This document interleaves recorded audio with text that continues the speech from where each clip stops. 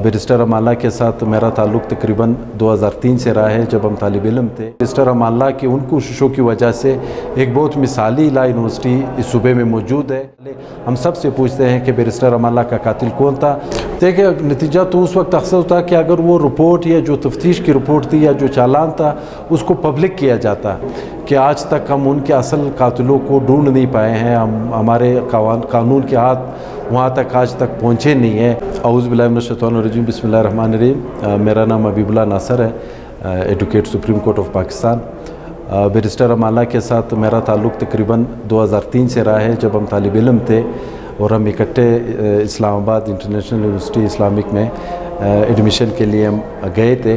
तो तब से लेकर के जब तक उनको वो आयात थे हम इकट्ठे प्रैक्टिस में भी इकट्ठे रहे और ज़माना तलब इल्मी में भी हम इकट्ठे रहे।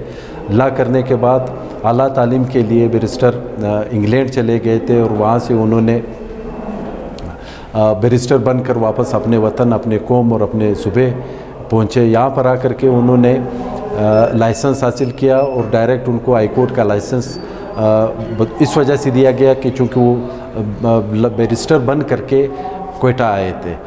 उसके बाद उन्होंने यहाँ पर प्रैक्टिस स्टार्ट की और साथ ही साथ जब वो प्रैक्टिस कर रहे थे तो उन्होंने सूबे की जो लॉ के स्टूडेंट्स की जो मखदूश हालत थी उसको नज़र में रखते हुए उन्होंने अपनी तालीमी खिदमत भी सूबे के हक़ में अपनी फ़राम की, अपना वक्त निकाला और अपना तजर्बा और अपना हुनर और अपना तालीम सारा उन्होंने प्रिंसिपल लॉ कॉलेज के तौर के ऊपर उस यूनिवर्सिटी में डेलीगेट किए, उन्होंने वक्त दिया। और आज हमारे सामने बैरिस्टर अमाल्ला की उन कोशिशों की वजह से एक बहुत मिसाली लॉ यूनिवर्सिटी इस सूबे में मौजूद है, जो कि बड़े कदावर और नामवर वकला वहाँ से फ़ारिग़ उल तहसील होकर के शुबे अदलिया में आकर के अपनी खिदमत सर अंजाम दे रहे हैं।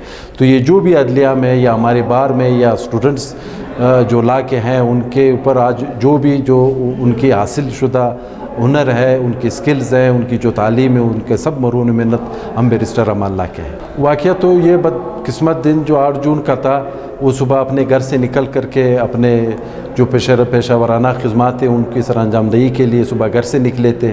और जैसे ही वो घर से निकले तो घर से बिल्कुल ही कुछ फासले पर उनको एम्बुश करके टारगेट करके और उनकी जान ली गई, उनको शहीद किया गया।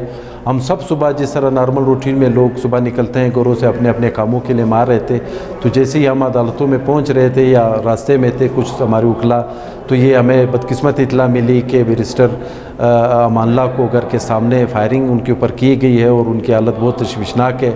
उनको हॉस्पिटल लाया गया। हम तमाम उकला उसी वक्त हॉस्पिटल पहुँचे। जब हम हॉस्पिटल पहुँचे तो वो जानवर ना हो सके और उस वक्त तक उनकी शहादत हो चुकी थी। तो अब उसके बाद उनका जो डेड बॉडी थी वो उनके लवाकिन के हवाले की गई और रियासत और स्टेट की बहुत बड़ी सिक्योरिटी में उनको उसी दिन ही उनकी तदफीन की गई। बाद में ये था कि फिर बार बॉडीज़ की तरफ से, अदलिया की तरफ से और जो दूसरी दीगर इंसानी हकूक़ की तंजीमें थी उनकी तरफ से ये सवाल उठाया गया, आवाज़ उठाई गई कि बैरिस्टर अमाल्ला शहीद को क्यों शहीद किया गया और किसने उनको शहीद किया और उनकी शहादत में, उनके नारवा कत्ल में किन लोगों का हाथ था। लेकिन ये हमारी बदकिस्मती रही है, इस मुल्क की बदकिस्मती रही है कि आज तक हम उनके असल कातिलों को ढूंढ नहीं पाए हैं, हमारे कानून के हाथ वहाँ तक आज तक पहुँचे नहीं है। जो इन्वेस्टिगेशन हुई वो उस इन्वेस्टिगेशन को भी एक तरह से दबाया गया, सरखाने में डाला गया और आज तक उसको पब्लिक भी नहीं किया गया कि असल हक़ाइक़ अवाम के सामने लाए जा सके या उनकी फैमिली के सामने लाए जा सके कि उनके कत्ल में किसका हाथ था और उनके कत्ल करने के मकासद क्या क्या थे। वो एक इतना बदकिस्मत दिन था।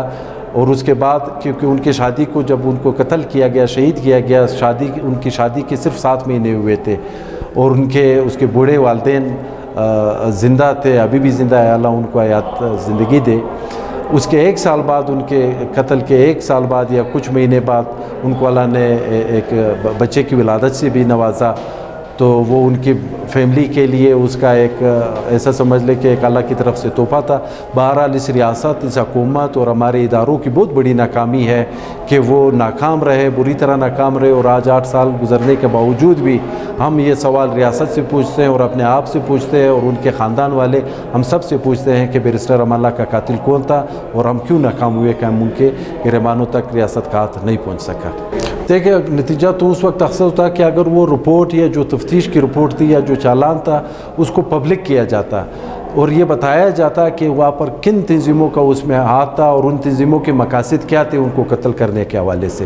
क्योंकि बैरिस्टर रमाला की किसी से ना तो कोई ज़ाती दुश्मनी थी, ना ही कोई इस तरह की रंजिश थी कि कोई आकर के उनको इस तरह से दिन दहाड़े शहर के बीच में और घर के सामने टारगेट कर सके। ज़ाहिर है यहाँ पर इस मुल्क में एक वार ऑन टेरर चली है। हम एक बहुत बड़े सानियात से हमारे ख़ासकर सुबह खैबर पख्तूनख्वा और हमारा ये सुबह बहुत बड़े क़यामत सिगरा हमने देखे हैं, बड़े वाक़यात हुए हैं यहाँ पर। तो ये जो बैरिस्टर रमाला का एक वाक़या था, ये भी उन्हीं सब वाक़यात की एक कड़ी है। और वो नाकामी रियासत के इस हवाले से है कि ये जितने भी वाक़यात हुए हैं दहशतगर्दी के, वो उस पॉलिसी के नतीजे में हुए हैं जो पॉलिसी पार्लियामान के अंदर नहीं बनी, जो पॉलिसी आवाम के मुंतखब नुमाइंदों ने नहीं बनाई। ये वो पॉलिसी थी जो कुछ लोगों ने ड्राइंग रूम में बैठ कर के बनाई और दुनिया जहान से उस पॉलिसी के तहत पैसे लिए गए, वार ऑन टेरर लड़ी गई। 80,000 85,000 से हमारे इस मुल्क के आम शहरी इसमें शहीद हुए, हमारे सिक्योरिटी फोर्सेस वाले इसमें शहीद हुए, हमारे 8 अगस्त का वाक़या हुआ, उखला उसमें शहीद हुए, APS का वाक़या हुआ, हमारे इमाम बारगाह के ऊपर हमले हुए। तो ये सारे वो वाक़यात थे जिनसे जो उस पॉलिसी के मज़र हम जिससे मुतासिर हुए।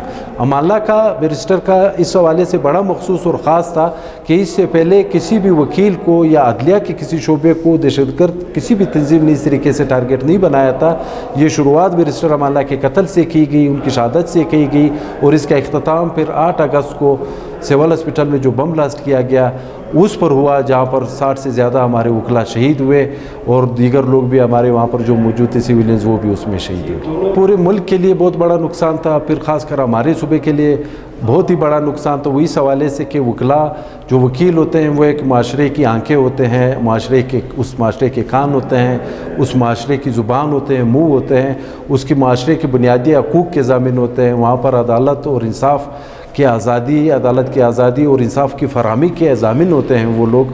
और एक जो हमारे वकला जो शहीद हुए, जिसमें बैरिस्टर अमाला, बाज़ मोहम्मद शहीद, कायर शाह साहब, दाऊद साहब, संगत बलोच साहब, अदनान साहब, बैरिस्टर अदनान साहब और बहुत सारे हमारे जो 60 वकला उस दिन शहीद हुए थे, ये वो लोग थे जो 20-20, 25-25 साल के तजर्बे के बाद वो सुप्रीम कोर्ट के वकला बने और उन्होंने अब खिदमत करनी थी। तो ये एक ऐसा नुकसान है जिसका शायद हम लोग उसको कोप अप ना कर पाएँ, कई भी सालों में हम उसको शायद सिमट ना पाए। लेकिन कम से कम बतौर इंसान जो हम कर सकते हैं और हम इतना कर सकते हैं कि हम उन शोधा जिस रास्ते पर वो थे, जिस नज़रिए पर वो थे, जिस फ़िक्र के साथ वो थे और जो काम जो मकासद उनकी ज़िंदगी में उन्होंने शुरू किए थे, हम उन्हीं की मशाल राह के ऊपर चले और हम कोशिश करें कि हम ज़्यादा से ज़्यादा मकासद जो वो लोग छोड़ कर गए थे, अधूरे छोड़ करके गए थे, हम उनमें कामयाबी हासिल करें और हम उनके सामने सफूरुत हैं। शुक्रिया जी आपका बहुत।